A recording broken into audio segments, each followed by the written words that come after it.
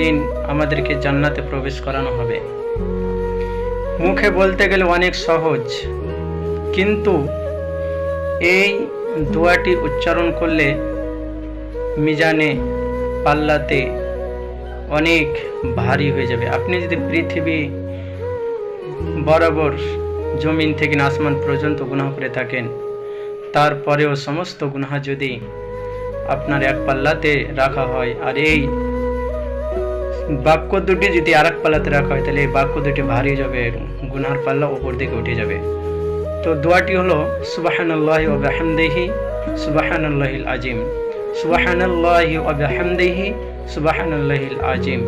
এই বাক্যটি যদি আমরা পড়ি, তাহলে আমাদের কাল কিয়ামতের দিন আমরা কি করতে পারবো? জান্নাতে প্রবেশ করতে পারবো। আল্লাহ যেন আমাদেরকে এই ছোট ছোট আমলগুলি করার তৌফিক দান করেন। সকলে